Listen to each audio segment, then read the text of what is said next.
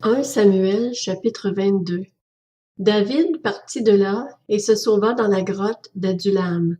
Ses frères et toute sa famille l'apprirent, et ils descendirent vers lui. Tous ceux qui se trouvaient dans la détresse, qui avaient des dettes ou qui étaient mécontents, se rassemblèrent autour de lui, et il devint leur chef. Ainsi ce furent environ 400 hommes qui se joignirent à lui. De là, David se rendit à Mitzpé dans le pays de Moab. Il dit au roi de Moab, « Permets donc à mon père et à ma mère de se retirer chez vous jusqu'à ce que je sache ce que Dieu fera de moi. » Il les conduisit vers le roi de Moab, et ils restèrent avec lui tout le temps que David fut dans sa forteresse. Le prophète Gad dit à David, « Ne reste pas dans la forteresse, va-t'en et retourne sur le territoire de Juda. » David s'en alla et se rendit dans la forêt de Héreth. Saül apprit que l'on avait des renseignements sur David et sur ses hommes. Il siégeait alors sous un tamari à Gibea sur la colline. Il avait sa lance à la main et tous ses serviteurs se tenaient près de lui. Saül dit aux serviteurs qui se tenaient près de lui, « Écoutez, Benjaminites, le fils d'Isaïe vous donnera-t-il à tous des champs et des vignes? Fera-t-il de vous tous des chefs de milliers et de centaines? Sinon, pourquoi avez-vous tous conspiré contre moi?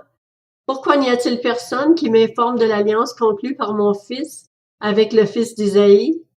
Pourquoi n'y a-t-il aucun de vous qui s'inquiète pour moi et qui m'avertisse que mon fils a soulevé mon serviteur contre moi, afin qu'il me dresse des embuscades, comme il le fait aujourd'hui? » Doeg, l'Édomite, qui figurait aussi parmi les serviteurs de Saül, répondit, « J'ai vu le fils d'Isaïe venir à Nob vers Achimélec, fils d'Achitub. Achimélec a consulté l'Éternel pour lui. Il lui a donné des vivres et lui a remis l'épée de Goliath, le Philistin. Le roi envoya chercher le prêtre Achimélec, fils d'Achitub, et toute sa famille, les prêtres qui se trouvaient à Nob.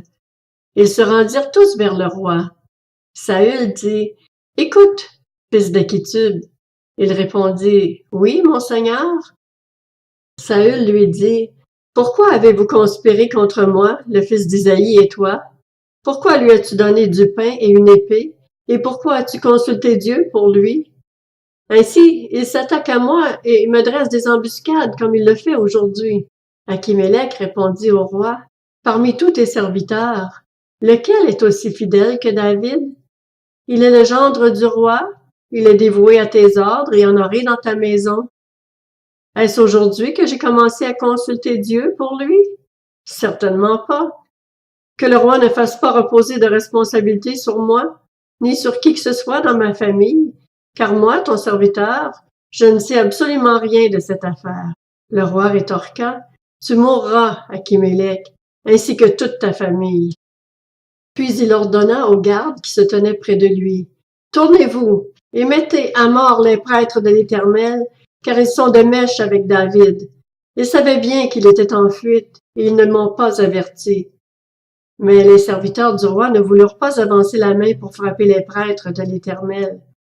Alors le roi dit à Doeg, « Tourne-toi et frappe les prêtres. » Doeg, le Domite, se tourna, et ce fut lui qui frappa les prêtres. Il fit mourir ce jour-là 85 hommes qui portaient l'éphod de lin. Saül frappa encore du tranchant de l'épée Nob, la ville de ses prêtres. Hommes et femmes, enfants et bébés, bœufs, ânes et brebis, tous tombèrent sous le tranchant de l'épée.